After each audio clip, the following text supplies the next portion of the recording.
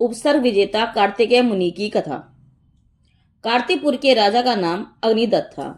उसकी पत्नी का नाम वीरवती था। दोनों के कृतिका नाम की पुत्री थी। एक बार कृतिका ने अष्टानिका महापर्व में 8 दिन का व्रत धारण किया। अंतिम दिन वह भगवान की पूजा में लगी रही। जब पूजा समाप्त हुई तब वह प्रसन्नतापूर्वक अपने पिता के समीप आई। पुत्री की अनुपम सुंदरता देखकर उसका पिता अग्निदत्त कामातुर हो गया। राजा अग्निदत्त ने कुछ अन्य धर्मी तथा जैन साधुओं को बुलाकर पूछा, हे नरश्रेष्ठ, मेरे घर में उत्पन्न हुए रतन का उपभोग मैं कर सकता हूं या अन्य कोई? समस्त मनुष्य ने एक ही स्वर में कहा, राजन, उस रतन के स्वामी आप ही हो सकते हो। किंतु विशिष्ट प्रज्ञा के धनी जैन साधुओं ने विचार करके कहा, राजन, तुम्हारे घर में उत्पन्न रतन के स्वामी तो तुम ही हो सकते हो, परंतु कन्या रतन के स्वामी कदापि नहीं हो सकते। राजा तो कामी था ही। उसने अपने अभिप्राय के प्रतिकूल उत्तर पाकर क्रोधित होकर जैन मुनियों को देश के बाहर निकाल दिया। अरे, इस विषय अभिलाषा को धिक्कार है, जहां एक पिता ही अपनी पुत्री को काम वासना की दृष्टि से देखता है। तत्पश्चात राजा अग्निदत्त ने अपनी ही कन्या से विवाह कर लिया। सत्य है, काम में अंधे मनुष्यों में धर्म, बुद्धि, नीति, सदाचार को स्थान कहाँ। कुछ वर्षों के बाद कृतिका के गर्भ से एक पुत्र और एक पुत्री उत्पन्न हुए। पुत्र का नाम कार्तिकेय और पुत्री का नाम वीरमती रखा गया। वीरमती अत्यंत सुंदर थी। उसका विवाह राजा कौंच के साथ संपन्न हुआ। वह रोहड़ नगर का अधिपति था। वीरमती वहां जाकर सुखपूर्वक रहने लगी। तब तक कार्तिकेय भी 14 वर्ष का किशोर हो गया था।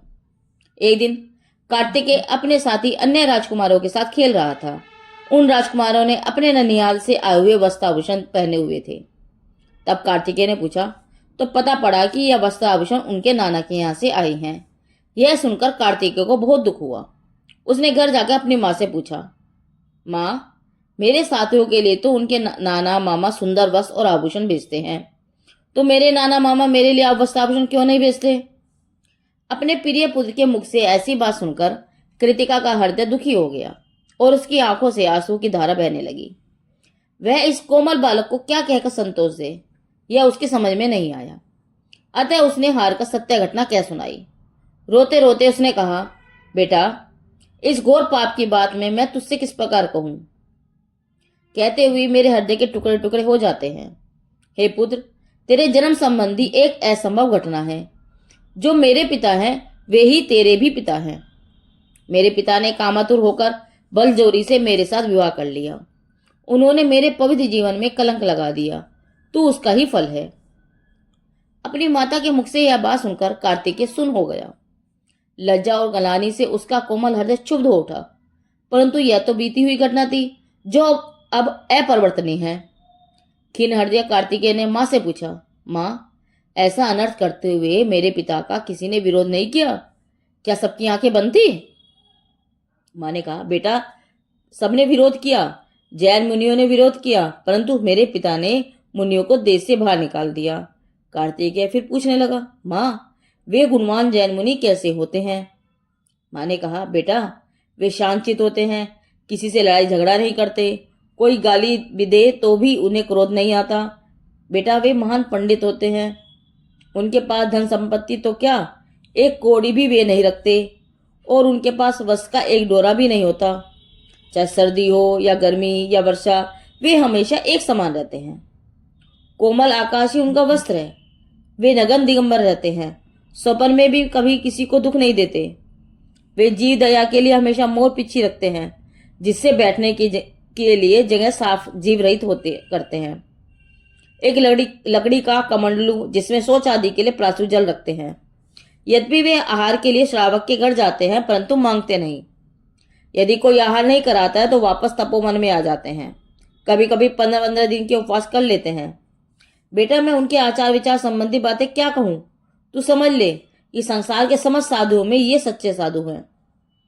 अपनी माता द्वारा जैन साधुओं की प्रशंसा सुनकर कार्तिकेय को उनके ऊपर अपार श्रद्धा हो गई।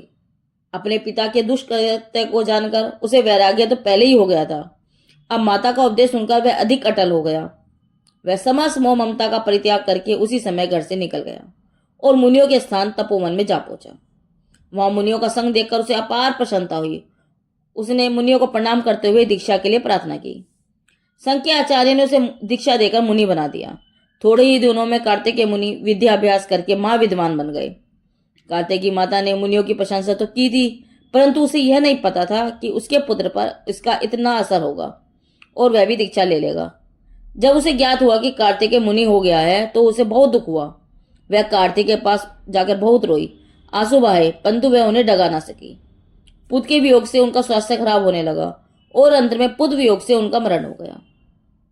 वह पुत्र के आधे ध्यान से मरकर वंत्री देवी हुई।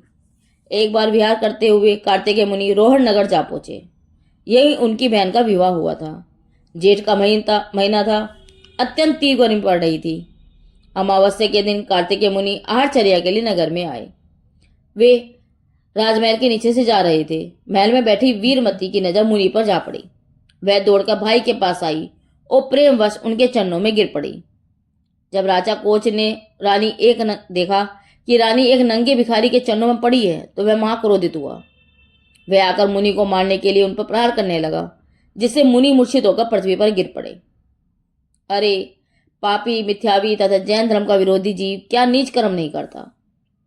कार्तिक को मूर्छित अवस्था में देखकर उनकी मां, जो इस जन्म में व्यंत्री हुई है, वह एक मोरनी का रूप धारण करके उनके समीप आई और उसने अत्यंत यत्न पूर्वक कार्तिकेय मुनि को उठाकर शीतलनाथ भगवान के मंदिर में छोड़ दिया।